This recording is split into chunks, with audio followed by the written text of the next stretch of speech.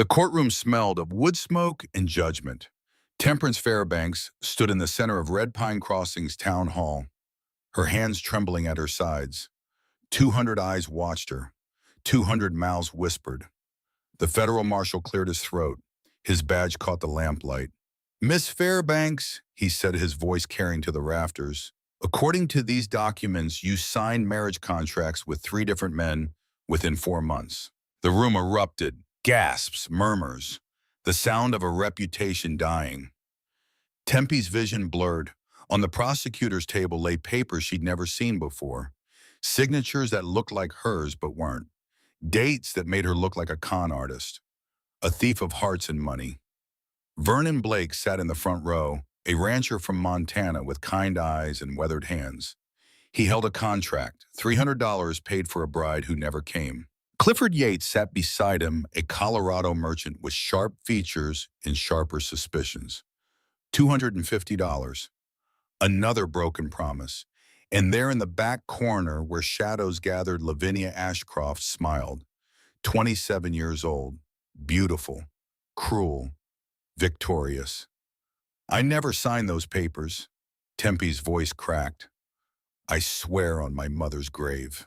But swearing means nothing when documents have your name, when men have receipts, when the woman who hates you owns the marriage agency. Wyatt Cordell rose from his seat, 35 years of mountain granite and quiet fury. His gray eyes found hers across the chaos. "She's telling the truth," he said.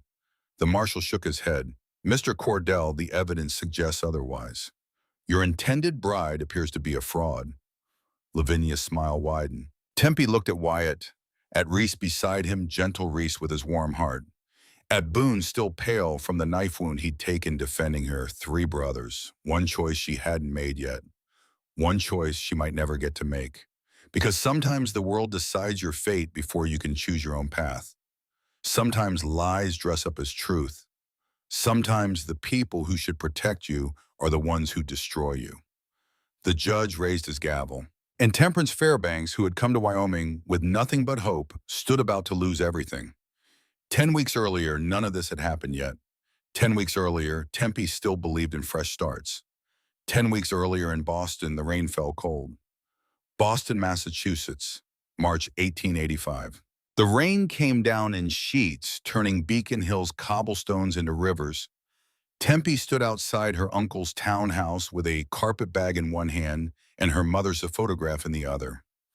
Everything she owned fit in that bag. Everything she'd lost fitted in a grave 3 days old.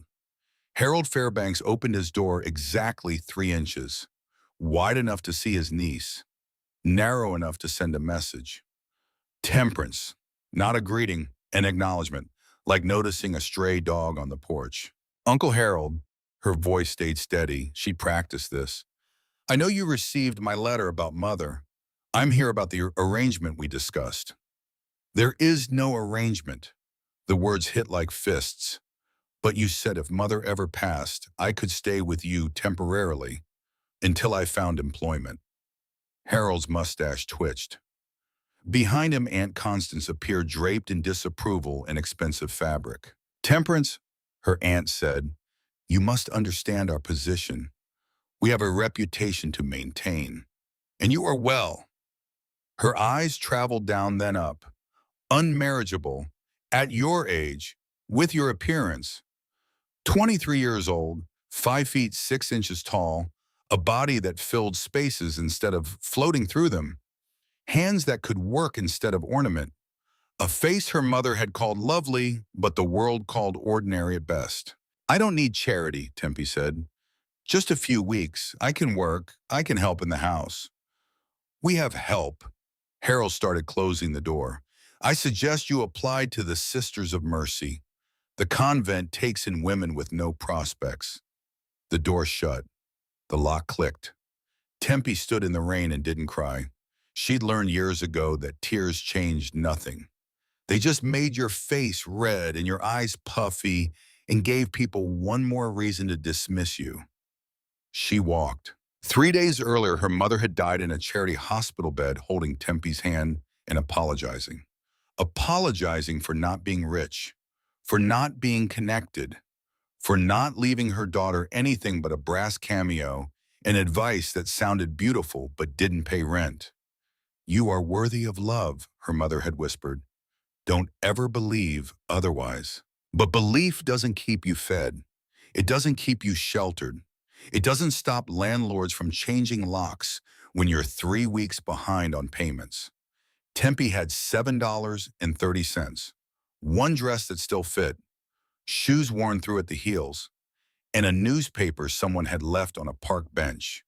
She sat under a dripping oak tree and opened it. Help wanted, seamstress needed, experience required. Tempe couldn't sew well enough. Housekeeper position available. References required. She had none. Her eyes drifted to a different section. Matrimonial notices. Desperate men seeking desperate women. Most wanted young, beautiful, refined. But one stood out. Honest mountain man seeks bride. No beauty required, only good character and willing spirit. Room, board, and respect guaranteed. Right to W. Cordell, Red Pine Crossing, Wyoming territory. No beauty required. 4 words that broke something open in her chest, because every other advertisement, every other man, every other opportunity in her entire life had required beauty, required smallness, required her to be something other than what she was. Tempe read it again and again. Wyoming territory, 2,000 miles from Boston, 2,000 miles from everyone who'd ever looked at her with pity or disgust. 2,000 miles from the memories of her mother dying in a war that smelled of carbolic acid and defeat. She used 5 cents to buy paper and ink. Her hands shook as she wrote. "Dear Mr. Cordell, I am 23 years old, unmarried, without family or prospects. I cannot promise beauty or refinement, but I can promise loyalty, hard work, and honesty. I have nothing to offer but myself. If that is enough, I will come. Temperance Fairbanks." She enclosed her only photograph, not the one from 2 years ago when she tried to look thinner by standing at an angle. The recent one, full face, no illusions. If he rejected her based on truth, at least she wouldn't waste money on train fare. 3 weeks later, a letter arrived at the boarding house where she'd taken a room so small the bed touched 3 walls. The envelope was thick, quality paper. Her name written in strong, angular handwriting. "Miss Fairbanks, your honesty is refreshing. Beauty fades. Character endures. I have enclosed $50 for travel expenses. Come to Red Pine Crossing, Wyoming territory. Whatever you've run from, you'll find sanctuary here. W. Cordell." $50. More money than she'd seen in 6 months. More money than she'd thought her truth was worth. Tempe held the letter and the bills and felt something she hadn't felt since her mother's death. Hope. Dangerous, fragile, terrifying hope. She packed her bag, bought a train ticket, and left Boston on a Tuesday morning when the rain had finally stopped and the sun looked like a promise someone might actually keep. The journey west took 9 days. Train to Chicago, train to Denver, stagecoach to Wyoming. Every mile, Tempe told herself the same thing. He chose you knowing what you look like. He won't be surprised. He won't be disappointed. But liars convince themselves of many things. The other passengers on the train avoided her. A mother pulled her daughter away when Tempe smiled. A businessman took a seat 3 rows back rather than sit beside her. The porter forgot her dinner order twice. She ate bread she'd brought from Boston, drank water from her canteen, watched America scroll past the window and wondered if Wyoming would be different or just more of the same cruelty dressed in different landscape. Denver sprawled ugly and ambitious under April snow. The stagecoach office smelled of tobacco and unwashed men. "Red Pine Crossing," she told the clerk. He looked her up and down. "You sure, miss, that's rough country. 4-day ride, not comfortable for ladies." "I'm sure." "Cost you $8. She paid, climbed into the coach, shared space with a whiskey drummer, a miner and a woman who might have been respectable once, but had made too many compromises to maintain the fiction. The miner stared at Tempe the entire first day. On the second day he spoke. You running to something or from something? Does it matter? He laughed. Out here, nah. Wyoming don't care about your past, just whether you can survive your future. The landscape changed. Flat prairie gave way to rolling hills. Hills swelled into mountains. The air thinned and sharpened. Snow clung to peaks like paint that wouldn't dry. Tempe pressed her face to the window and felt her chest expand. Space. Endless space. No crowds. No judging eyes on every corner. Room to disappear or room to finally be seen. Hard to say which terrified her more. Red Pine Crossing appeared on the fourth afternoon, a town carved into a valley between mountains that looked like God's teeth. Maybe 300 souls. Wooden buildings with false fronts trying to look permanent. A church, a saloon, a general store. Lives being lived at the edge of civilization. The coach stopped in front of the mercantile. The driver tossed her bag into the mud. End of the line, miss. Tempe climbed down. Her legs shook from 4 days of rattling. Her dress was filthy. Her hair had escaped its pins somewhere in Colorado. A woman stood in the doorway of the store. 35 maybe. Strong features, kind eyes. She wore an apron over a practical dress. You must be Temperance Fairbanks. Not a question. I am. Estelle Brennan. I run the general store. Wyatt sent word you'd be arriving today. The kindness in her voice made Tempe's throat tight. He told people about me. Just me. Asked if I'd see if you needed anything before heading up the mountain. That was thoughtful of him. Estelle smiled. Wyatt's a good man. Lost his first wife years back. Been alone too long. I'm hoping you'll be good for each other. First wife. Tempe filed that information away. He'd been married before. He'd loved someone. Lost them. Maybe that's why he understood what it meant to start over. The Cordell brothers. Estelle continued, leading Tempe inside where it was warm and smelled of coffee and leather. They're different from town folk, keep to themselves mostly, but they're honorable. You'll be safe with them. Brothers, a letter only mentioned. Estelle paused. Wyatt didn't tell you there's 3 of them. Wyatt's the eldest, then Reese and Boone. They all live up at the cabin together. 3 men, 1 cabin, 1 of her. Tempe's hands went cold. I was expecting just Mr. Cordell. Oh, honey. Estelle's face filled with understanding. Don't worry, they're all gentlemen. Wyatt wouldn't have brought you out here if it wasn't proper. He probably just didn't think to mention his brothers because the arrangement is between you and him. The other 2 will treat you like family. Family. Tempe barely remembered what that word meant. I can arrange for someone to take you up the mountain, Estelle said. It's about an hour's ride, steep trail. You'll want to leave soon to arrive before dark. An hour. 1 hour between who she'd been and who she might become. Tempe touched her mother's cameo through the fabric of her dress, felt the outline of the only inheritance she'd received. I'm ready. The mountain trail was everything Estelle hadn't said. Narrow, steep, dangerous. The guide, a taciturn man named Pete, led a horse that picked its way over rocks and roots with the caution of experience. Tempe gripped the saddle, tried not to look at the drop-off to her right where the ground fell away into nothing. First time in mountains, Pete asked. Yes. You'll get used to it, or you won't. Either way, you'll know soon enough. Helpful. They climbed. The town disappeared below. Trees closed in pine and aspen. The air smelled clean, sharp, like the world had been scrubbed of all the soot and stink that cities wore like skin. The cabin appeared in a clearing so suddenly it felt like magic. Log walls, stone chimney, smoke rising into the late afternoon sky. Mountains ringed the meadow like guardians. Wildflowers dotted the grass despite the lingering chill of early spring. It was beautiful, isolated, exactly the kind of place where a woman could disappear and never be found. Or exactly the kind of place where a woman could finally be found. Pete helped her down. I'll leave you here, they know you're coming.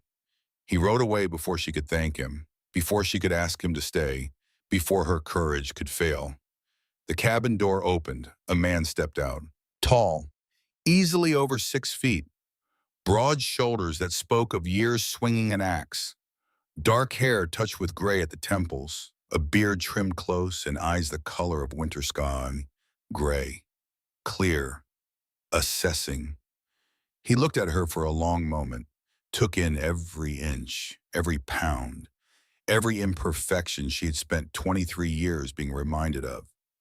She waited for the disappointment, the regret, the polite cruelty of men who realized they'd made a mistake. Instead, he nodded once. Miss Fairbanks. His voice was low, steady, the voice of a man who didn't waste words. Mr. Cordell. Her own voice came out smaller than she'd intended. I came as quickly as I could. You look tired. Come inside. Not a comment on her appearance, not surprise or dismay, or any of the reactions she'd braced herself for. Just acknowledgement of a long journey and an offer of shelter. He turned and walked back into the cabin. She followed. The interior was larger than it looked from outside. One main room with a massive stone fireplace, a kitchen area with a wood stove, shelves lined with supplies, doors leading to what must be bedrooms. Everything clean, organized, cared for. Two more men stood by the fire. The first was slightly shorter than Wyatt, but still tall. Lighter hair, blue eyes instead of gray. Maybe 32. He wore an apron and held a wooden spoon. When he saw Tempe, his face split into a genuine smile. Well, Wyatt, you didn't tell us she'd be arriving today. He set down the spoon and crossed the room, hand extended. Welcome, Miss Fairbanks. I'm Reese Cordell. Please excuse the mess. We weren't expecting you until tomorrow. His hand was warm, callous but gentle. The smile reached his eyes. Thank you, Tempe said. I apologize for the confusion. The third man stood by the window. Younger, late 20s. No shirt, just suspenders over bare skin, still gleaming with sweat from whatever work he had been doing. Muscular in a way that spoke of physical labor. Hair longer than his brother's. No beard. He stared at Tempe with open curiosity, not leering, just frank assessment. Whoa, he said. Wyatt, you got a bright eye. Boone, Wyatt's voice carried warning. Put a shirt on. You're scaring our guest. She doesn't look scared. Boone grinned at Tempe. You scared? Surprised, Tempe admitted. I wasn't expecting company. Company, Boone laughed. Lady, we live here. You're the company. Reese shot him a look. What my brother means is we're happy to meet you. Wyatt's been alone too long. We all have. Silence fell. The kind waited with things unsaid. Wyatt cleared his throat. Reese, would you show Miss Fairbanks to her room? I need to speak with my brothers. Of course. Reese gestured toward one of the doors. This way. Tempe followed, grateful for escape. Behind her, she heard Boone's voice drop to a harsh whisper. You got a mail order, bride, and didn't tell us. Lower your voice, Wyatt growled. The door closed before Tempe could hear more. The room was small but clean. A single bed with a quilt that looked handmade. A dresser, a chair by the window. On the dresser sat a small vase with wildflowers. Fresh, recently picked. I thought you might like something welcoming, Reese said from the doorway. The flowers, I mean. They grow wild in the meadow. Tempe touched a purple bloom. Thank you, that was kind. Wyatt should have told us you were coming today. Should have told us a lot of things, apparently. He shook his head. My brother's not always good with words, but he's good in the ways that matter. You'll be safe here, Miss Fairbanks. I promise you that. Call me Temperance or Tempe. Miss Fairbanks makes me feel like a schoolmarm. Tempe. He tried it out, smiled. I like it. Dinner's in an hour. Venison stew. Hope you're hungry. He left, closing the door gently behind him. Tempe sat on the bed. The frame creaked, but held. She'd half expected it to collapse under her weight. 23 years of judgment made you expect collapse. Through the door, she heard raised voices, not quite yelling, but close. You can't just order a woman like supplies Wyatt. Reese passionate but controlled. I wrote to her. She agreed, that's hardly ordering. Wyatt defensive. And what exactly did you tell her, Boone? Because she looked pretty surprised to find out there's three of us. The arrangement is between me and her. You two have nothing to do with it. We live here too. You bring a woman into our home, we're involved whether you like it or not. A crash, something hitting the table. She's not your concern. Wyatt's voice cold now. Final. Temperance is here for me. I'll court her properly. I'll marry her if she agrees, but she's mine. Both of you remember that. Silence, then Reese quietly. And if she chooses differently, what if she wants one of us instead? The pause stretched so long, Tempe thought she'd imagined the question. Finally, Wyatt spoke. Then I'll let her go, but I won't make it easy. Footsteps, a door slamming. Tempe pressed her hand over her mouth. Three brothers, one cabin, one woman they hadn't been expecting, but might all want. She'd come west for a fresh start, for simplicity, for a man who promised respect and sanctuary. Instead, she'd walked into something complicated, something dangerous, something that might destroy her or save her, and she had no idea which. Dinner proved less awkward than expected. Reese's venison stew was excellent, rich, perfectly seasoned. The bread was fresh, the butter homemade. You're a good cook, Tempe said. Reese beamed. It's meditative. Out here you learn to find peace in small things.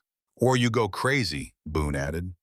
He put on a shirt finally, sat across from Tempe with his elbows on the table and his eyes never quite leaving her face. Cooking keeps Reese sane. Chopping wood keeps me sane. Wyatt's sanity method is brooding silently. I don't brood, Wyatt said. All three brothers laughed. Even Wyatt cracked a smile. Tempe felt something loosen in her chest. This was what she'd been missing. Not romance, not even security. Just this. People who joked with each other, who laughed, who existed together without cruelty. So Tempe, Boone said, loading his spoon with stew, what makes a Boston lady want to marry a stranger in the mountains? Boone, Wyatt warned. What? It's a fair question. Tempe set down her spoon, looked at three faces watching her with varying degrees of curiosity and concern. Desperation, she said, simple truth. No one in Boston wanted me. Your brother offered what no one else did.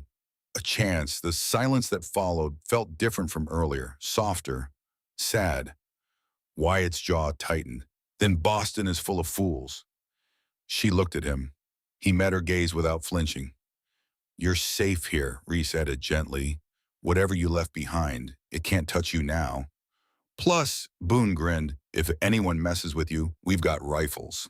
Tempe laughed, actually laughed. The sound surprised her. Thank you, she said, meant it. After dinner, Reese washed dishes. Boone dried. Wyatt disappeared outside to check on the horses. Tempe offered to help, but Reese waved her off. You've traveled 9 days. Rest.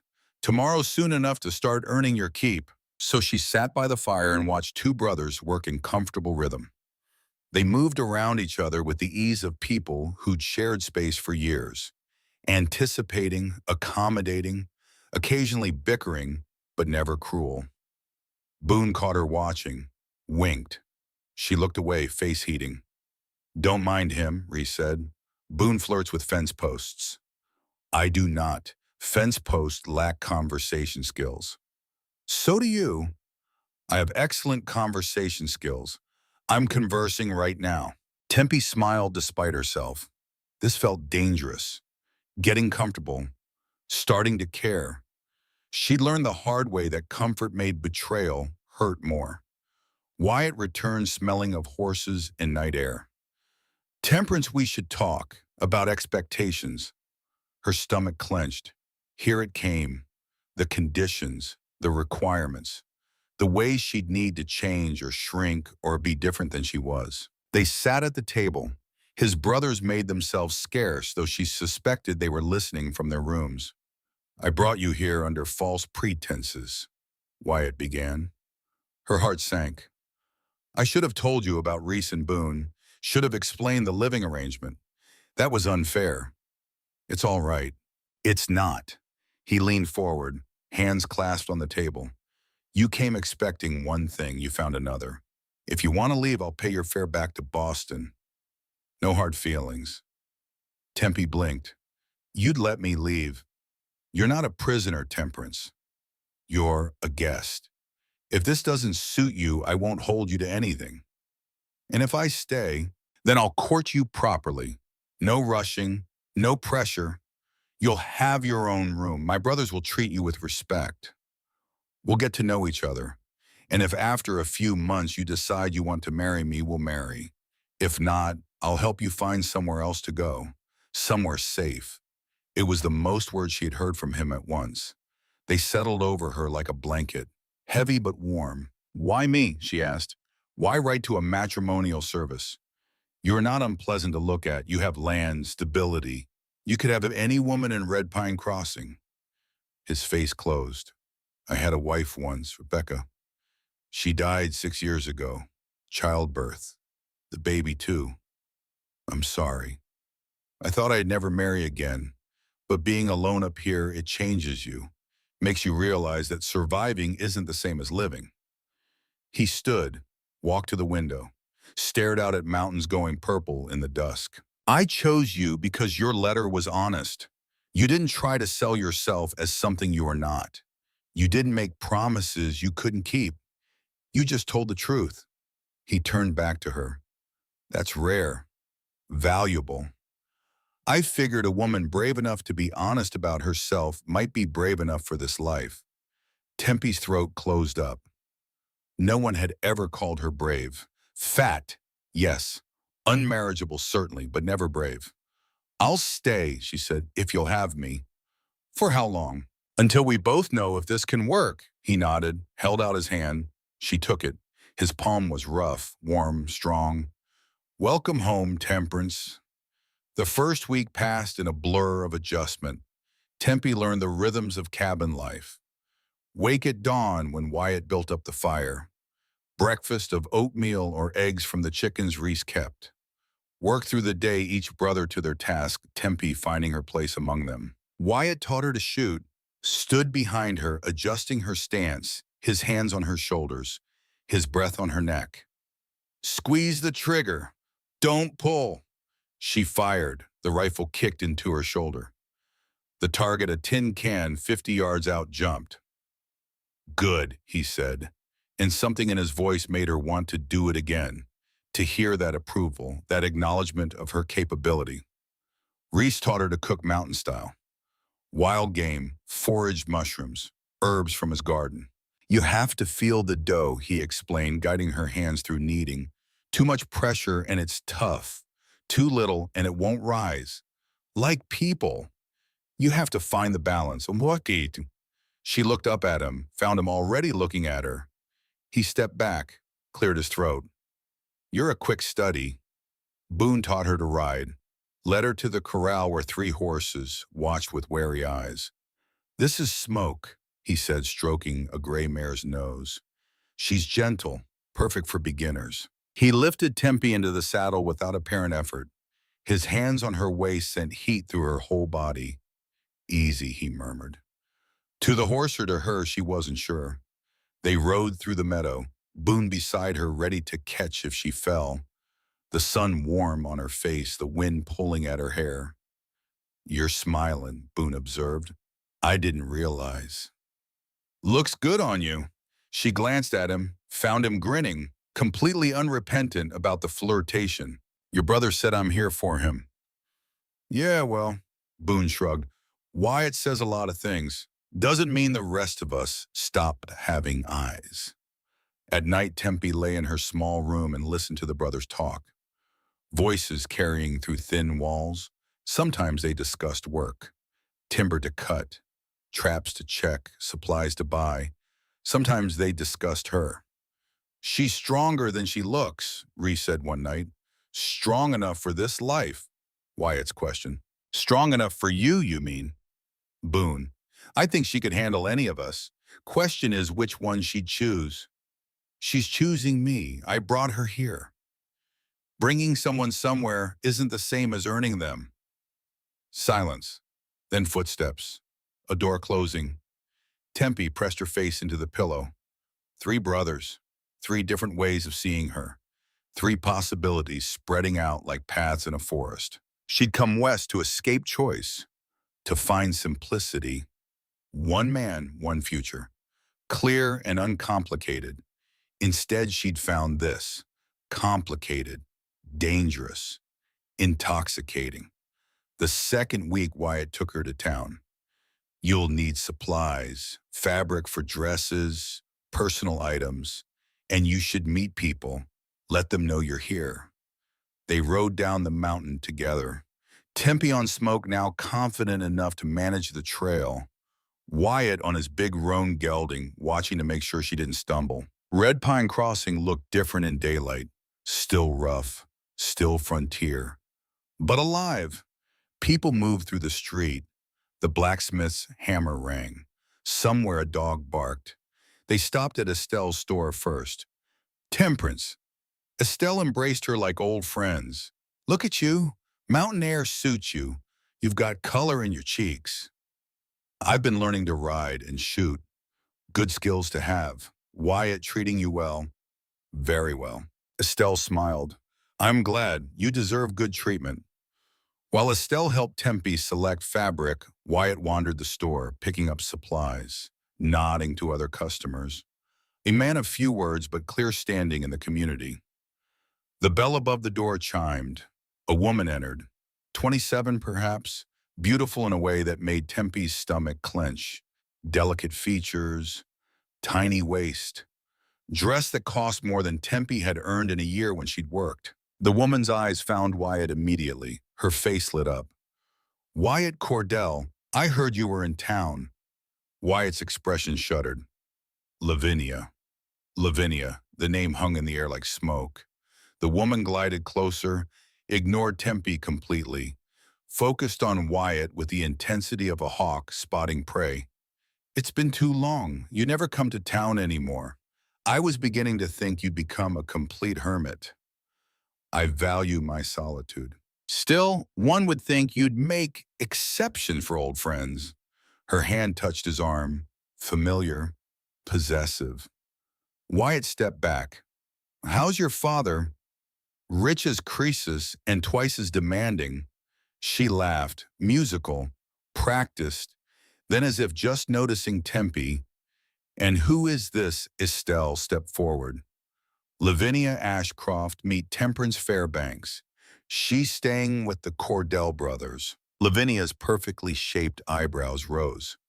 Staying with them, how? Progressive. Her eyes traveled over Tempe. Down, up, cataloging every flaw. Are you a housekeeper? She's my intended, Wyatt said. Flat, final. The temperature in the room dropped 10 degrees. Lavinia's smile never wavered, but her eyes went cold. You're intended. How wonderful. I had no idea you were seeking companionship, Wyatt. If I'd known, perhaps we could have rekindled what we once had. We had nothing to rekindle. Didn't we? She tilted her head. I remember it differently. 7 years ago, after Rebecca died, you came to me, said you needed comfort, needed someone who understood loss. Wyatt's jaw clenched. That was a mistake. Was it? We were together 3 months. I thought we had something real. You thought wrong. Lavinia's facade cracked just for a second. Fury flashed through. Then she smiled at Tempe, sweet as poisoned honey. Well, Miss Fairbanks, I hope you enjoy your time in our mountains. Though I wonder how long a woman of your constitution will last up there. The winters are brutal. The isolation even more so. Women have been known to go quite mad. Estelle moved between them. That's enough, Lavinia. I'm simply being honest. Helpful even. Lavinia adjusted her gloves. When this little experiment fails, Wyatt, I'll be here, as I've always been. She swept out. The bell chimed again, cheerful and oblivious to the tension she'd left behind. Estelle touched Tempe's arm. Don't mind her. Lavinia Ashcroft has been trying to land Wyatt for years. She's not used to hearing no. She's beautiful, Tempe said quietly. She's cruel. There's a difference. Wyatt stood rigid by the window, watching Lavinia climb into an expensive carriage, his hands fisted at his sides. Tempe wanted to ask about their history, about the 3 months Lavinia mentioned, about what comfort meant between them. But his face warned against questions. On the ride home, he finally spoke. Lavinia and I were involved briefly after Rebecca died. I was grieving, not thinking clearly. She offered solace. I accepted. You don't owe me explanations. Yes, I do. You need to know what you're getting into. Lavinia is... He searched for words. Determined. When she wants something, she doesn't let go easily, and she's wanted me for a long time. Why? He glanced at her, surprised by the question. Not for love, he said. For land, position. My family owns prime timber territory. Her father owns the mines. Together, they'd control most of the wealth in this region. So I'm in the way of a business arrangement. You're in the way of nothing. I chose you. That's what matters. But the set of his shoulders said it wasn't that simple. Nothing ever was. That night, Tempe couldn't sleep. She rose, padded to the main room for water, found Wyatt at the table, papers spread before him, a single candle burning. He looked up. Can't sleep. Too much on my mind. Join the club. He gestured to the chair across from him. She sat, in her nightgown and robe, hair down around her shoulders, improper by Boston standards. But this was Wyoming, different rules. Do you regret bringing me here? She asked. No. Even after today, after Lavinia, he set down his pen, looked at her directly, especially after today, seeing you stand there while she tried to tear you down. You didn't flinch, didn't apologize for existing. That's strength, Temperance. I felt like running, but you didn't. That's what counts. Silence settled. Comfortable. The fire crackled. Outside, an owl called. Tell me about Rebecca, Tempe said softly. His face closed, then slowly opened again. She was small, fragile, beautiful in a way that made men stupid. I was stupid. Love isn't stupid. It is when it's selfish. I brought her up here because I wanted her. Didn't think about whether she could handle this life. She couldn't. Got sick easy. Hated the isolation. When she got pregnant, she was terrified. His voice cracked. She begged me to take her to town, find a doctor. I told her she was being paranoid, that women had been having babies for thousands of years, that she was strong enough. She wasn't. No, labor came early. I rode for help, but by the time I got back, he stopped, swallowed hard. I held her while she died, held our daughter who never drew breath, buried them both under the aspens behind the cabin. Tempe's eyes burned. I'm sorry. I swore I'd never marry again, never risk that pain. But years alone makes you realize some things. Living isn't the same as surviving. He looked at her, really looked, like he was seeing something he hadn't expected. I chose you because I thought you could survive this life, thought your strength would be enough. But tonight, watching you with Lavinia, I realized something else. What? You don't just survive, you live fully, honestly. That's rarer than strength. Tempe didn't know what to say. Words seemed insufficient. So she reached across the table, covered his hand with hers. He stared at their joined hands, then turned his palm up, laced his fingers through hers. They sat like that until the candle burned low, until the fire died to embers, until outside the first birds began singing toward dawn.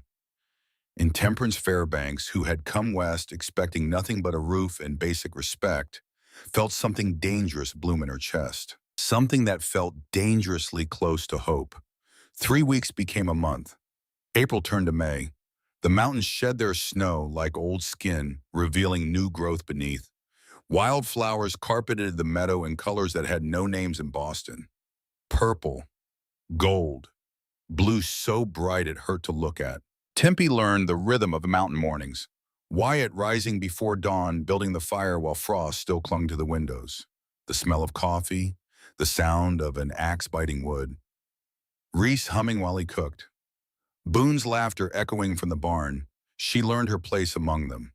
Not as a servant, not as a guest, something in between, something undefined and therefore dangerous. Mornings she worked with Wyatt. He taught her to track deer through the forest, reading signs and broken twigs and disturbed earth. His hand on her shoulder steadying her, his breath on her neck when he leaned close to point out a print in the mud. "You're a natural," he said one morning after she'd spotted a doe before he did. "Most city folks can't read the forest." The praise warmed her more than the climbing sun. They shot a rabbit together, Tempe's finger on the trigger, Wyatt's hand guiding hers. The crack of the rifle, the small body tumbling. She felt sick and proud in equal measure. "Life here means taking life sometimes," Wyatt said, kneeling beside the rabbit. "But we honor what we take. Use every part. Waste nothing."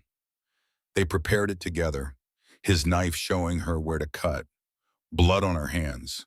The reality of survival stripped of civilization's polite fictions. That night, eating the stew Reese made from her kill Tempe, felt something shift. She had provided, contributed, earned her place through capability, not charity. Wyatt caught her eye across the table, nodded once. Approval that meant more than 1,000 pretty words. Afternoons belonged to Reese. He showed her his herb garden plants with medicinal purposes she'd never imagined. "This is yarrow, stops bleeding. This is feverfew for headaches. Chamomile for sleep." His hands gentle on leaves and stems. "The mountain provides if you know how to ask." They made preserves from wild berries, standing side by side at the stove, stirring pots that bubbled and steamed. Reese sang old folk songs, ballads about love and loss and roads not taken. Tempe found herself singing along, harmony she didn't know she could find, her voice blending with his in the small kitchen, while outside the world turned green. "You have a beautiful voice," he said during a pause. "I've never been told that before." Then no one was listening properly. His blue eyes held hers. Something passed between them. Recognition. Possibility. He stepped back, cleared his throat, returned to stirring with focus and intensity. But the moment lingered, hung in the air like the sweet smell of cooking fruit. Evenings Boone claimed her, teaching her to ride without fear, to trust the horse, to trust herself. They galloped across the meadow, Tempe's hair escaping its pins, flying behind her like a banner, the wind stealing her breath, the power of the animal beneath her, the absolute freedom of movement without judgment. Boone rode beside her, whooping like a boy. When they finally stopped, both breathing hard, he grinned at her. "You're a natural horsewoman. Look at you, fearless." "I'm terrified." "But you're doing it anyway. That's what courage is." He helped her down, his hands on her waist, lingering, the touch burning through fabric and propriety. "Boone." She meant it as warning. It came out breathless. "I know. You're Wyatt's intended." He didn't let go. "Doesn't stop me from seeing you. Really seeing you, Tempe." At night, she lay in her small room and listened to their voices, three brothers navigating the complications she'd brought into their careful balance. "She's getting stronger every day." Reese pride in his tone. "Strong enough for this life," Wyatt's eternal question. "Strong enough for any of us." Boone.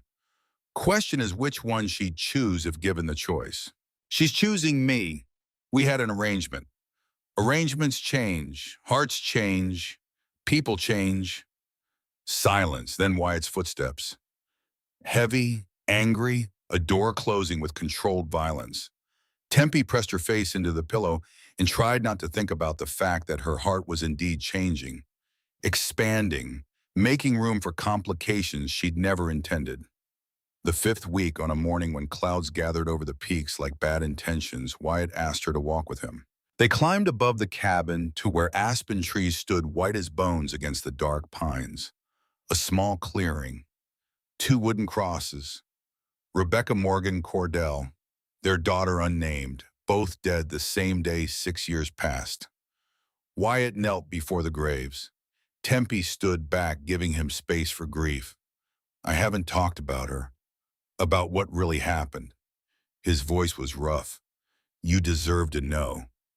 You don't have to. Yes, I do. He gestured for her to sit beside him. She did. The ground was damp, cold. She didn't care. Rebecca was beautiful, delicate, refined, everything a man was supposed to want. He touched the cross. I met her in town, daughter of a seamstress, shy, sweet. I fell hard and fast. Married her after 2 months. The wind moved through the aspens. Their leaves sounded like rain. Brought her up here to this cabin, my paradise, her prison. His jaw clenched.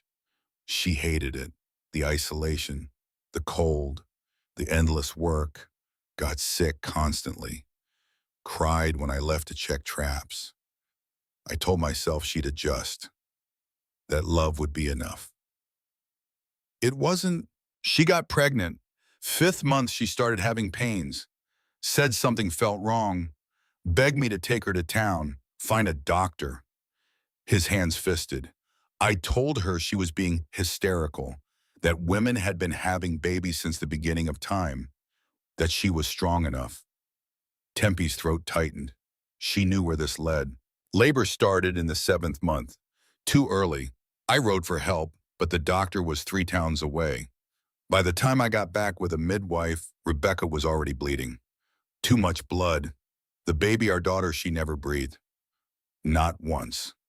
His voice broke completely. I held them both. My wife, my child. Both dead because I was too proud to listen. Too stubborn to see that the life I loved was killing her. Tempe reached for his hand, found it trembling. I buried them here. Swore I'd never marry again. Never risk that kind of pain. He looked at her, eyes red but dry. Then I got lonely enough to be stupid again. Is that what I am? A second chance to get it right. You're a chance to not repeat my mistakes, Mom. He turned his hand palm up, gripped hers. I chose you because I thought you could survive what Rebecca couldn't. Thought your strength would be armor against loss. The truth of it hit like a fist. So I'm not a wife. I'm insurance. No, you're... He struggled for words. Your hope. That maybe this time if I choose differently, love won't end in graves. Tempe pulled her hand away, stood, looked down at this man kneeling before crosses, and realized something that made her chest ache. You don't love me, Wyatt. I respect you, admire you. That's not love. That's pragmatism. She wrapped her arms around herself. Reese sees me as sunshine. Boone sees me as fire. You see me as sturdy enough to not die on you. That's not fair. Isn't it? Her voice rose. You looked at my photograph and thought she's big enough, strong enough, plain enough to not break. You didn't choose me despite my body. You chose me because of it, because you think if you marry someone built differently than Rebecca, the outcome will be different. He stood, reached for her. She stepped back. Maybe you're right, she said. Maybe I can survive what she couldn't. But I won't be a monument to your grief, Wyatt. I won't spend my life proving I'm sturdy enough to not haunt you. She walked away, left him standing between graves and living woman, between past and possibility. Didn't look back even when he called her name. The cabin felt different when she returned, smaller, the walls pressing in. Reese was kneading bread, his hands working the dough with focused intensity. He looked up when she entered, saw her face, set down the dough immediately. What happened? Nothing. Everything. She laughed. It sounded broken. I'm insurance against repeating tragedy. That's what I am. Tempe. He chose me because I'm built to survive, not because he wanted me, just because he needed someone who wouldn't die like she did. Reese wiped flour from his hands, crossed to her, pulled her into an embrace without asking permission. She stiffened, then collapsed against him, let him hold her while she shook. My brother is an idiot, Reese said into her hair. A well-meaning idiot, but an idiot nonetheless. He's honest. Honest and stupid often go together. He pulled back enough to see her face. You want to know why I think he chose you? Because I won't break. Because you already did. And you're still here. His thumb brushed away a tear she hadn't felt fall. Rebecca never knew hardship before she came here. You've known nothing but. That's not about your body, Tempe. That's about your spirit. She looked into blue eyes that held nothing but kindness. If you were mine, Reese said quietly, I'd tell you every day how remarkable you are. Not for what you can survive, for who you are. Your laugh, your stubbornness, the way you sing off key and don't care. Reese, I know, you're Wyatt's intended. I'm out of line. But he didn't let go. Just know that if you ever decide you want something different, someone who sees all of you, I'm here. The kitchen door opened. Both of them jumped apart. Boone stood in the doorway, took in the scene, Reese's flowery hands, Tempe's tears, the space between them that had been nothing moments before. Am I interrupting? No. Tempe wiped her face. I was just leaving. She fled to her room, closed the door, pressed her ear against it. What the hell, Reese? Boone's voice low and angry. She was upset. I comforted her. That looked like more than comfort. Maybe it was. Silence. Then furniture scraping. Someone standing too fast. She's Wyatt's. She hasn't said yes yet. Maybe she never will. So you're making your move. That's low even for you. Lower than you flirting with her every chance you get. At least I'm honest about my intentions. Which are what exactly, Reese's voice when it came was quiet, certain. To give her a choice, Wyatt brought her here, yes. But that doesn't mean she owes him her future. If she wants someone who will cherish her instead of just needing her, she should have that option. And you're that option. I could be. More silence. Then Boone's bitter laugh. We're fighting over a woman who isn't even ours to fight over. Wyatt's going to kill us both. Only if she chooses one of us. She won't. She's too honorable. She made an arrangement. She'll stick to it even if it makes her miserable. Then we make sure she knows she doesn't have to. Tempe sat back, heart pounding, ears ringing. Two brothers, both offering something different than what Wyatt provided. Both seeing her as more than a solution to a problem. She should tell them to stop. Should remind them of propriety and arrangements and the fact that she came here for one man, not three. But she didn't. Because part of her, the part that had been rejected and dismissed and overlooked her entire life, wanted to be chosen, wanted to be fought over, wanted to matter enough that good men would risk brotherhood for her. That part was dangerous, selfish, intoxicating. That part might destroy everything. In town, Lavinia Ashcroft sat in her father's study and planned destruction. Malcolm Ashcroft, owner of the largest silver mine in the territory, barely looked up from his ledgers. What do you want, Lavinia? The mail-order bride is still at the Cordell cabin. And Wyatt hasn't married her yet, which means there's still time. Her father sighed, set down his pen, looked at his daughter with the exasperation of a man who'd long since given up trying to manage her. Time for what? To make her shitav, to show Wyatt she's unsuitable, to get what I've wanted for 7 years. Wyatt Cordell has made it clear he's not interested in you because he's bewitched by that fat cow from Boston. Once she's gone, he'll see reason. Lavinia, warning in his tone. But she was already standing, already moving, plans forming like crystals in cold water. She knew people, people who owed her favors, people who would do things for money, people who understood that sometimes you had to break something to rebuild it properly. The matrimonial service, Western Hearts. She'd bought it last year on a whim, a business investment. Little had she known it would become useful. She pulled out files, found the record, Temperance Fairbanks, Boston, contract with W. Cordell Red Pine Crossing. Such a simple thing to forge a signature, to create additional contracts, to make it look like the virtuous Miss Fairbanks had sold herself to multiple men. Lavinia smiled, wrote letters, made arrangements. Sometimes you had to fight dirty.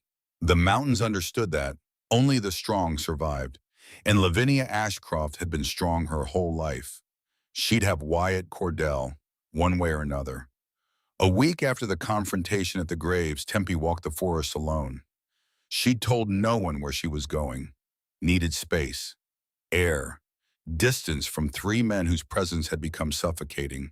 The berry bushes grew thick a mile from the cabin, heavy with fruit. She picked mechanically, filling her basket, not thinking, just moving. The first man stepped from the tree so quietly she didn't hear him until he spoke. Well, well, the Cordell bride.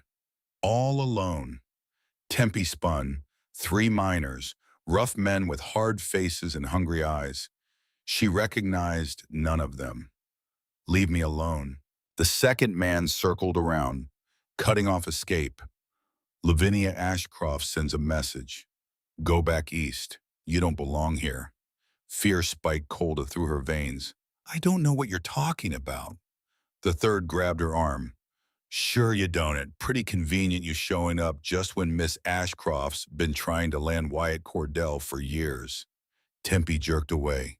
The basket fell. Berries spilled like blood across the ground. Don't touch me. Or what? You'll scream. No one can hear you out here. She ran. Pure instinct. Terror giving her speed she didn't know she possessed. They followed, laughing, making a game of it. She dodged through trees, branches tearing at her dress, roots trying to trip her breath coming in gasps that burned. A hand grabbed her hair, yanked her backward. She fell hard, tasted dirt and blood. Feisty, I like that. Tempe kicked, connected with something, heard a grunt of pain. Then hands on her, holding her down. She screamed, bit, fought with everything she had. The sound that came next was bestial, inhuman, a roar of pure rage. Boone exploded from the trees like divine retribution. He hit the first miner with enough force to lift the man off his feet. They went down together, fists flying, blood spraying. The second miner pulled a knife. Boone, Tempe screamed. Too late. The blade sank into Boone's shoulder. He grunted, didn't stop. Grabbed the knife hand, twisted. Something snapped. The miner howled. The third miner ran. Reese appeared, rifle raised. Don't move or I'll shoot. The two injured miners scrambled away, disappearing into the forest like the cowards they were. Boone stood swaying, blood soaking his shirt, his face gray. Tempe, you hurt. No, you are. She reached for him. He collapsed into her arms. They got him back to the cabin, laid him on the table. Reese worked with steady hands, cleaning the wound, stitching with practiced efficiency. Wyatt stood by the window, silent, furious, his hands opening and closing like he wanted to strangle someone. This was Lavinia, he finally said. You can't know that. Reese tied off the last stitch. Who else those men mentioned her name? She's escalating. Boone groaned, opened his eyes, found Tempe hovering nearby. Did I look heroic? His voice was weak, but he managed a grin. Charging to your rescue. You looked insane. I'll take it. He tried to sit up, hissed in pain. Worth it, though. Save the damsel. You nearly died, you idiot. Nearly. Didn't. He reached for her hand, gripped it. I'd do it again. Every time, for you. Tempe's throat closed. She looked at this man who had taken a knife for her. who'd fought 3 men without hesitation, who looked at her now like she was worth bleeding for. "Thank you," she whispered. That night, Tempe couldn't sleep. She checked on Boone every hour, changed his bandages, watched him fever dream and thrash. Near midnight, she sat beside his bed, dabbed his forehead with cool water. He caught her wrist, eyes open but unfocused. "Tempe, I'm here. Gonna tell you something. Might be the fever talking. Might be honest." He pulled her closer.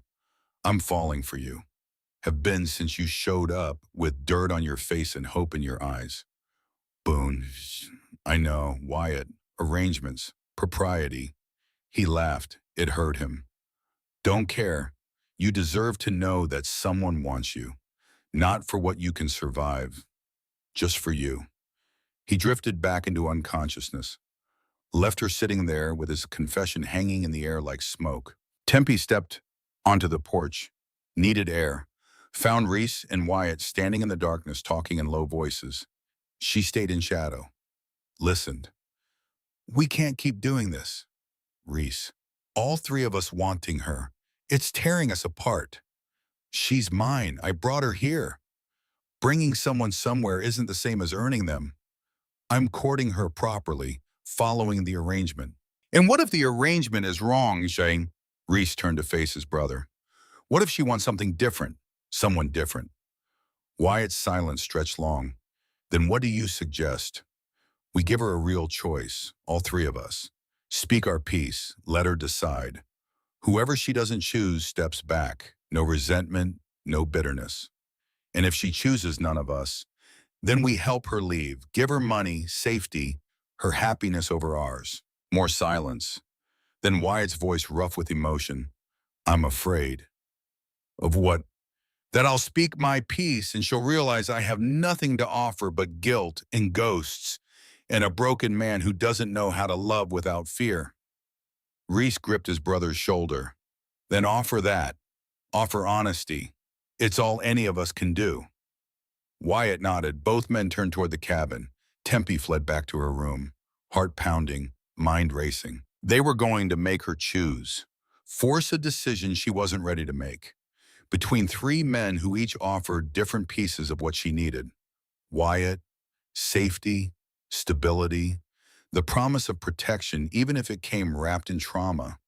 Reese, warmth, gentleness, the kind of partnership that would never demand more than she could give. Boone, passion, adventure, the fire that made her feel alive. Instead of just surviving. How did you choose when each option meant losing something essential? Morning came too soon. Boone's fever had broken. He sat propped against pillows, pale but grinning when she brought him breakfast. "You're a terrible patient." "I'm a delightful patient. Ask anyone." "You're demanding and stubborn." "See, delightful." He caught her hand. "Serious now. Did you hear what I said last night? Or was I talking to myself?" "I heard. And nothing. You were fevered and hurt and not thinking clearly." "I was thinking perfectly clearly. Clearest I've been in weeks." He pulled her closer. "I meant it, Tempe. Every word." The door opened. Reese and Wyatt entered together, saw Boone holding Tempe's hand, their faces closed simultaneously.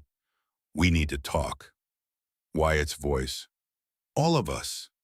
They gathered at the table. 4 people. Infinite complications. Wyatt spoke first, his hands flat on the wood, his eyes on Tempe. "I brought you here under an arrangement. I've courted you as well as I know how, but I realize I haven't been honest. Not completely." He took a breath. "When I look at you, I see strength, courage, someone who could survive what Rebecca couldn't. That was selfish, wrong. You deserve better than being a solution to my trauma." "Wyatt." "Let me finish." His jaw clenched. "I respect you, admire you. I'm trying to love you, but I don't know if I can. Don't know if I remember how. If you choose me, you're choosing a man who might never be whole, never be free of ghosts. Is that enough?" The question hung there. painful, honest. Reese spoke next, his voice gentle. I'm not haunted like Wyatt, but I am cautious, careful. I was engaged once. She left me for someone more ambitious, more exciting. It made me scared of wanting too much. He looked at Tempe with blue eyes full of something soft and dangerous. But I want to build something gentle with you, something that doesn't hurt. Partnership, joy. No grand passion maybe, but no grand pain either. Choose me, and you'll always know you're valued, cherished, never questioned.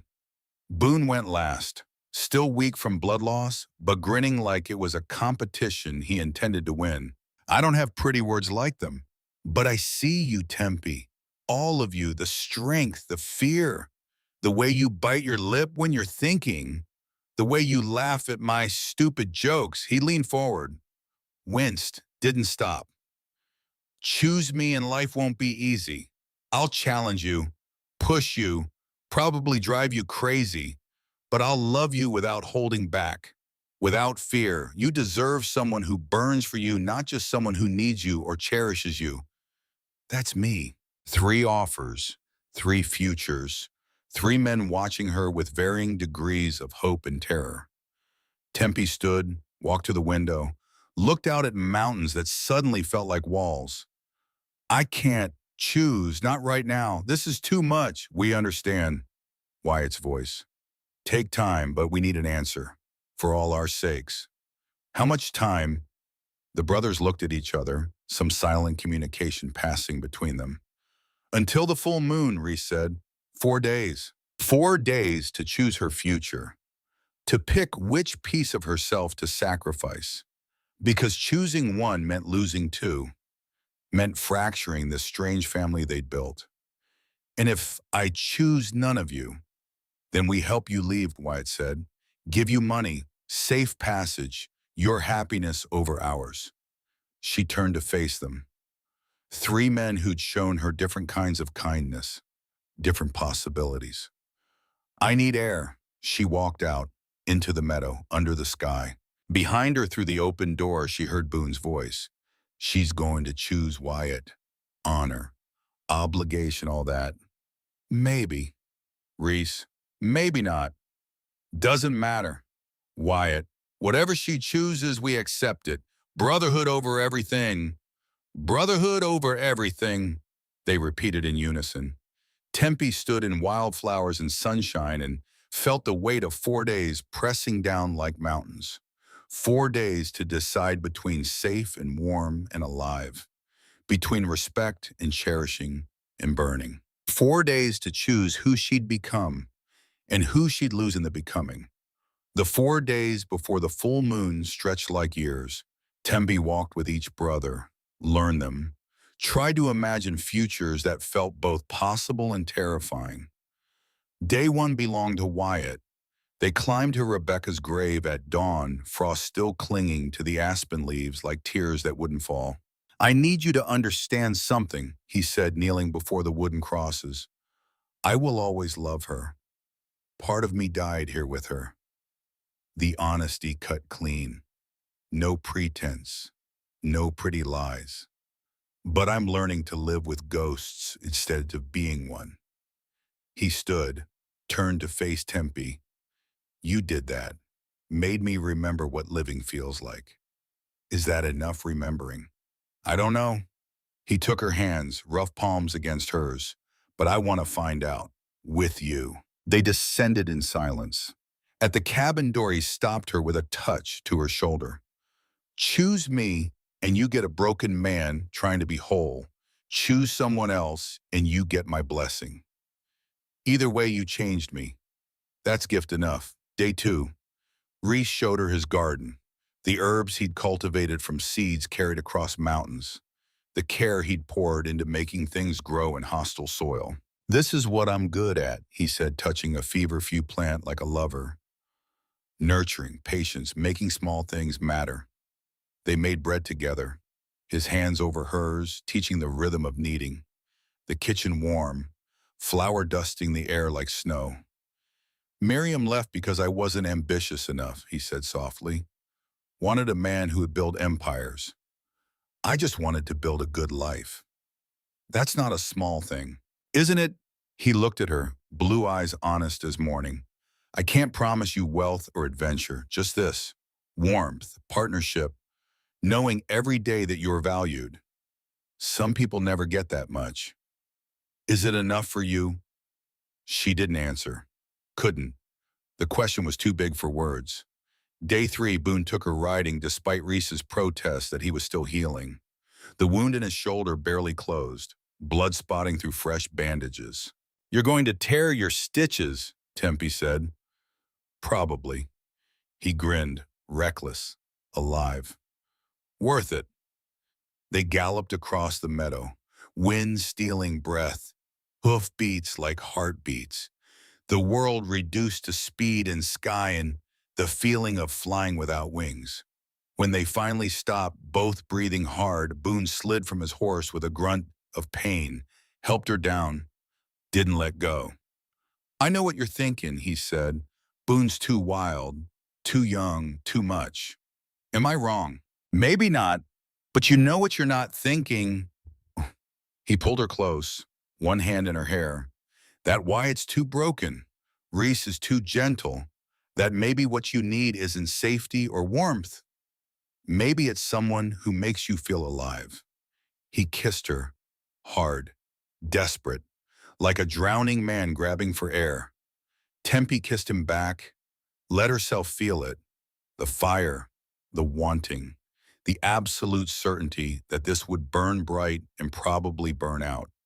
When they broke apart, both were shaking. Choose me, Boone whispered against her mouth. Choose the fire. Day 4 Tempe spent alone, writing in the journal her mother had given her, trying to logic her way through feelings that defied reason. Wyatt offers safety but never promises to heal. Reese offers comfort but never promises passion. Boone offers fire but never promises it won't consume. How do I choose when each one is right and wrong in equal measure? When each one sees a different woman, I could become, who am I without their seeing? She had no answer, only the certainty that tomorrow, under the full moon, she'd have to choose anyway. The moon rose full and silver over the mountains. Tempe stood before the fire in her best dress, the one Estelle had given her. Simple but clean, her mother's cameo at her throat. 3 brothers waited, Wyatt by the window, Reese near the hearth. Boone in his chair, still pale but determined. I've made my decision, she began. A knock shattered the moment. Hard, authoritative, wrong. Wyatt opened the door to 3 men on horseback. A federal marshal with a badge that caught the firelight.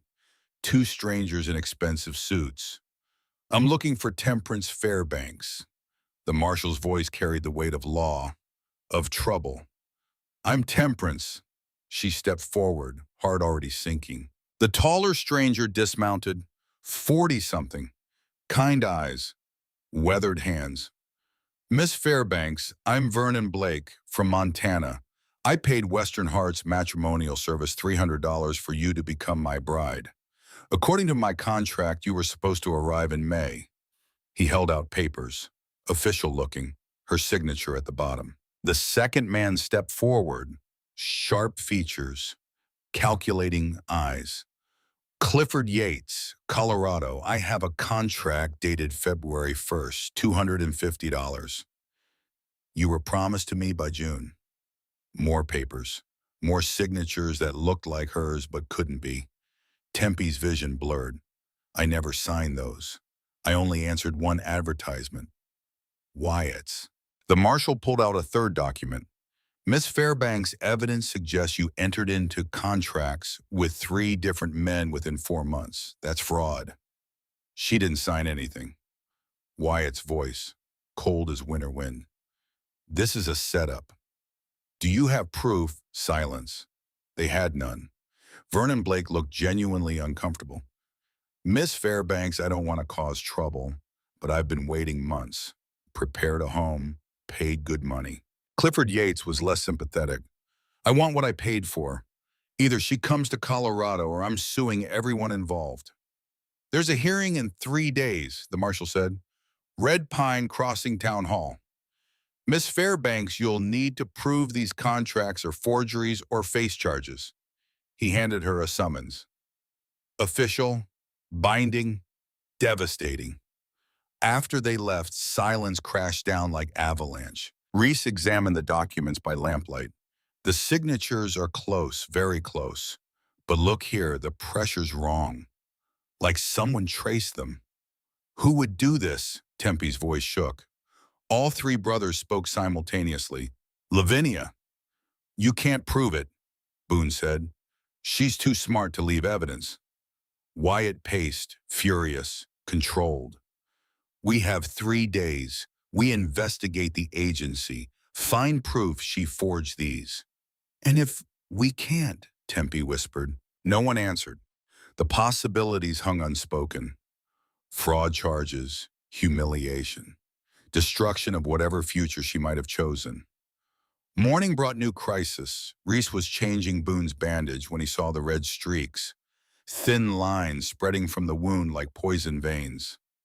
Boone, how long has this looked infected? Couple days. It's fine. It's not fine. Reese's voice climbed with panic. This is blood poisoning. You need a doctor. Now. By noon, Boone was fevered, delirious. Dr. Blackwell rode up from town, examined the wound with grim efficiency. The infection's in his bloodstream. I can amputate the arm, maybe save his life. No, Boone's voice weak but certain. No amputation. Then you'll die. Within 2 days. Reese gripped the doctor's arm. There has to be another way. There's an experimental antitoxin serum. Dr. Mueller in Denver has it, but Denver's 800 miles. You'd never get there and back in time. Wyatt looked at Tempe. I was supposed to go to Denver, investigate the matrimonial service. The choice crystallized. Denver to save Boone or stay for the hearing, save a life or save a reputation. Tempe stood, decision made before thought completed. I'll go. With Reese, we'll get the serum and investigate the agency. If you leave, you'll miss the hearing, Wyatt said quietly. Lavinia wins by default. Then she wins. Tempe grabbed her coat. Boone took a knife for me. I won't let him die for me. They'll say you fled, that you're guilty. I don't care. She looked at Boone, gray-faced and shaking. Oh, things matter more than reputation. Reese was already saddling horses. We leave in 10 minutes. They rode through day and night, changed horses at relay stations, pushed past exhaustion into a space beyond pain. Reese told her stories to keep her awake, about their childhood. 3 brothers raising themselves after their parents died. How they'd learned to survive by holding together. Boone's the baby, the wild one, but he's got the biggest heart. Reese's voice cracked. If he dies because I didn't see the infection sooner. He won't die. We'll get the serum. You didn't have to come, could have stayed, fought the charges. He's family. Simple, true. Reese looked at her with something like wonder. You really mean that? I do. Denver sprawled ugly and ambitious under cold stars. They found Dr. Muller's office at dawn, a German immigrant with kind eyes and expensive medicine. The serum, I need it. Tempe's voice was raw from writing. A man is dying. It cost $200, very expensive to produce. She had $45, everything left from Wyatt's travel money. Please, he'll die. Dr. Muller's face showed genuine regret. I cannot give charity. I am sorry. Tempe pulled out her mother's cameo, the only thing she had left of home, of her old life. This is gold, real gold. It's worth at least $150. The jeweler next door crushed her hope in seconds. Gold-plated brass, $30 maybe. Reese was already removing his rifle from his shoulder, the weapon his father died holding. This is worth $80, custom-made, perfectly balanced. Reese, no. Boone's my brother. He handed it to the jeweler, didn't watch the man examine it. 45 plus 30 plus 80, 155. Still 45 short. A woman's voice came from behind them.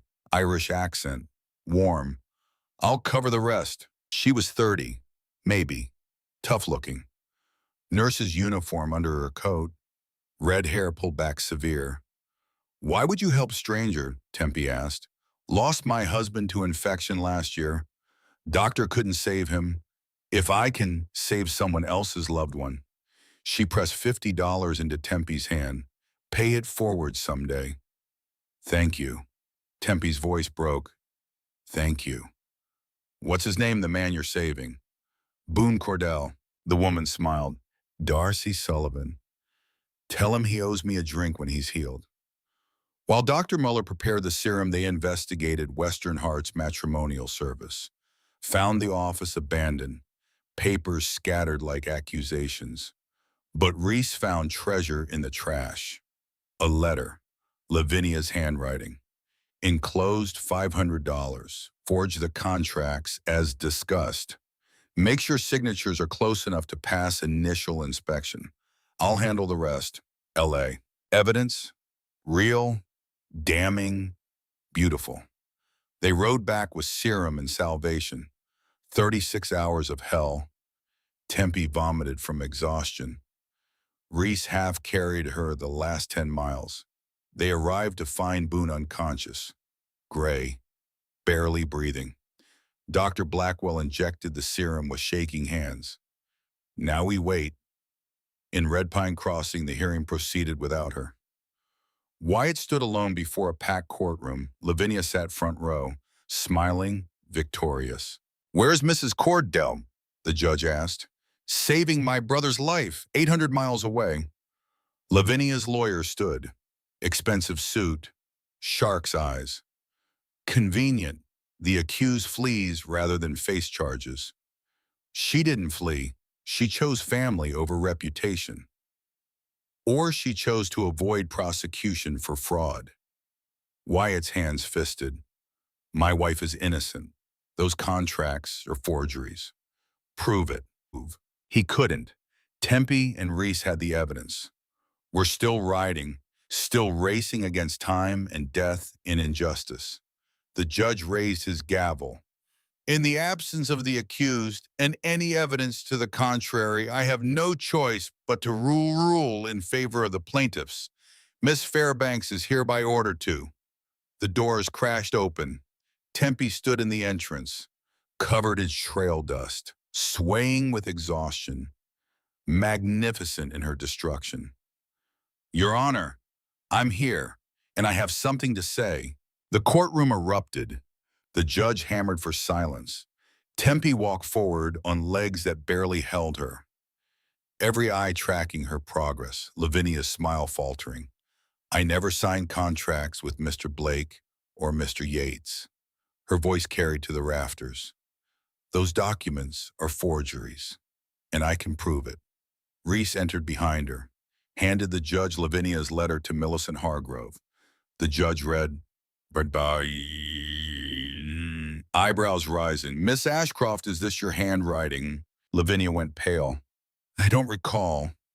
Estelle stood from the gallery. Your Honor, I'm a notary. I've verified thousands of signatures. I can show you the differences between Miss Fairbanks's real signature and the forged ones. She approached with documents. Marriage license application. Real signature. Compared to the contracts, the differences were clear. Hesitant versus confident. Traced versus natural. These are definitely forgeries, Estelle declared. The marshal stood. Miss Ashcroft, this letter is evidence of conspiracy to commit fraud, federal crime. Lavinia's mask cracked. I was trying to help. Wyatt deserves better than her. She pointed at Tempe with shaking hand. Look at her. She's fat, common, nothing. I'm beautiful, wealthy, refined. Wyatt should be with me. The silence that followed was brutal. Tempe stepped forward, looked at the woman who tried to destroy her. You're right, Lavinia. I am fat. I am common. I came here with nothing. Her voice strengthened. But you know what I'm not? I'm not cruel. I'm not vain. I'm not so insecure that I have to destroy others to feel worthy. She turned to Vernon Blake and Clifford Yates. You both paid money for contracts you thought were real. Here. She pulled out a money bag, borrowed from Estelle, $550. This is your deposits. I sold my mother's cameo and my friend sold his father's rifle to save a dying man. But I will repay you every cent. 'Cause I'm not a fraud. I'm a person who makes her own choices.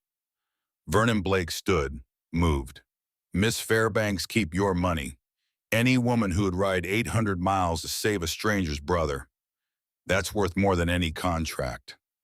You're a rare kind of person, he said to Wyatt. Cherish her. Clifford Yates nodded agreement. No payment needed. I withdraw my claim. The judge's gavel fell. Miss Ashcroft, you're charged with fraud, forgery, and conspiracy. Bail set at $1,000. Miss Fairbanks, you're cleared of all charges. Your character speaks for itself. Applause filled the courtroom. Lavinia was dragged away screaming.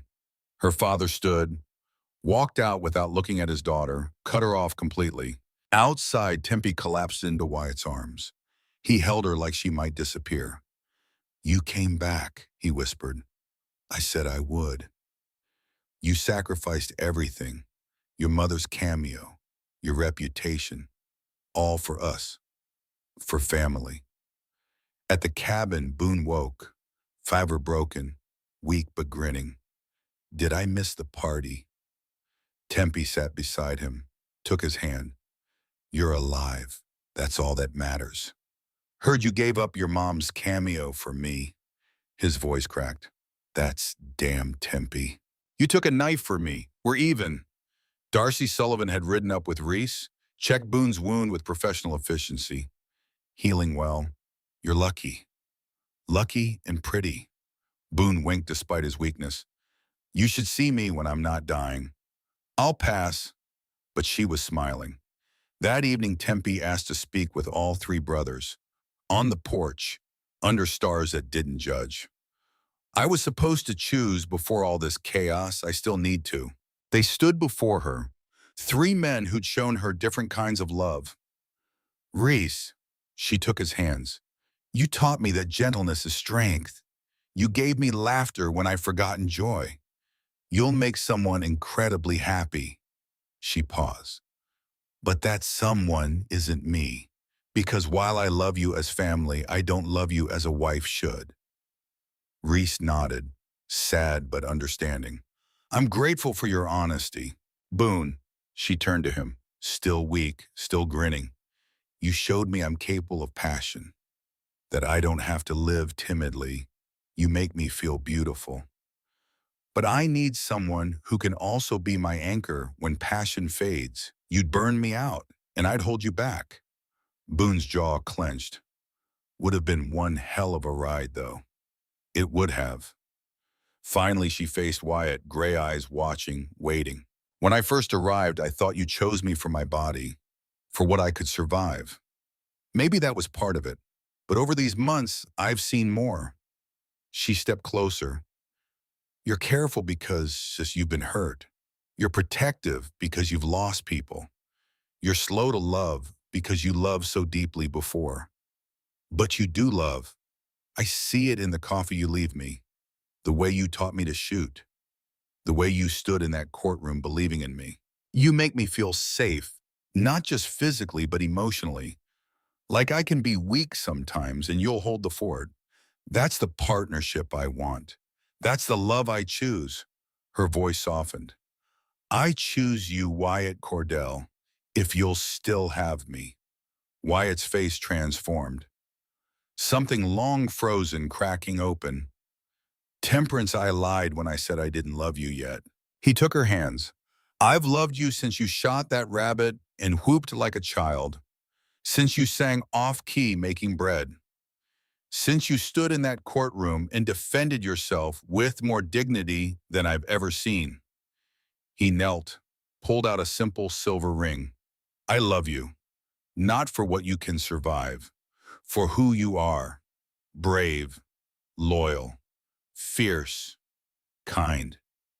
Will you marry me, really marry me, not out of necessity, but because you want to? Yes. Tears streaming. Yes, 1,000 times. He stood, kissed her, deep, claiming, free. Behind them, Reese and Boone clapped. Bittersweet, but genuine. The wedding came 1 week later. Simple ceremony at the cabin, Reverend from town, Estelle and Darcy as witnesses, townspeople who'd learned to respect her.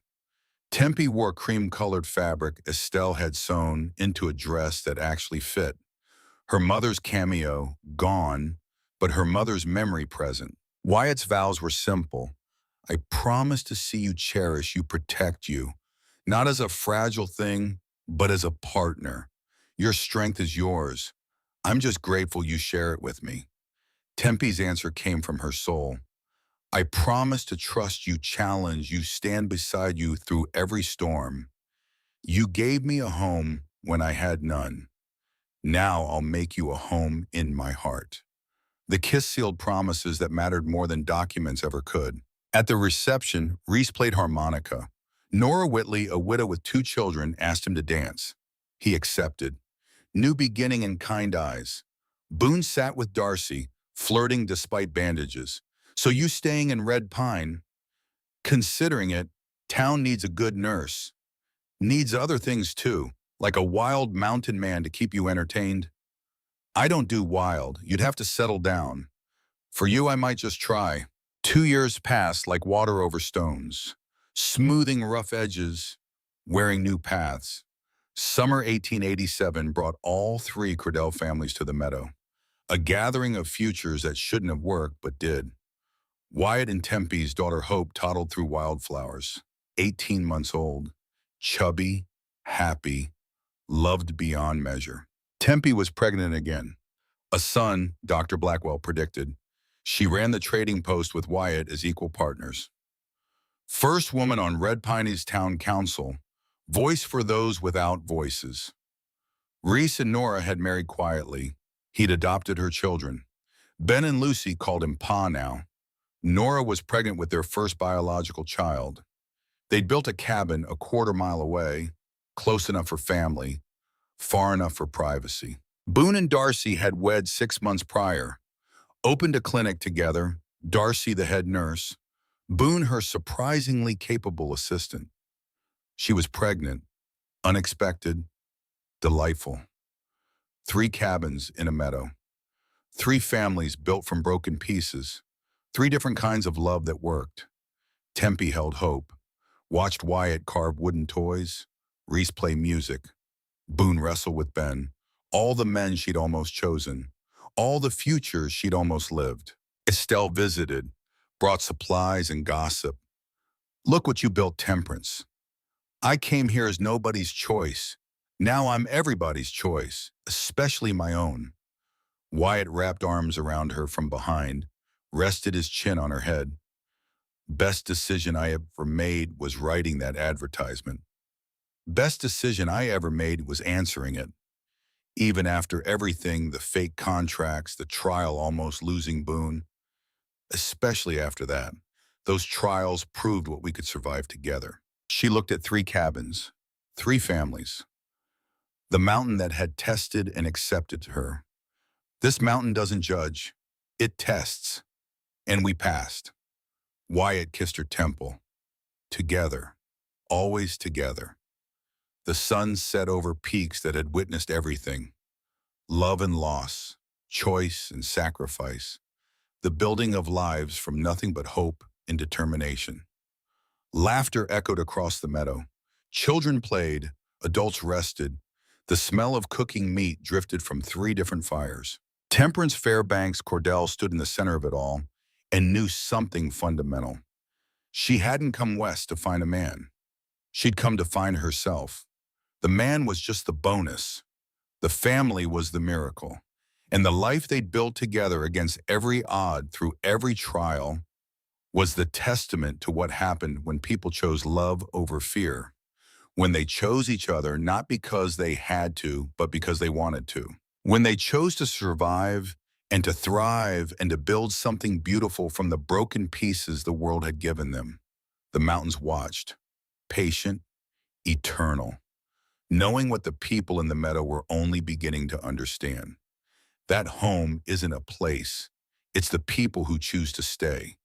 And sometimes the people who choose you are the ones you were meant to choose all along.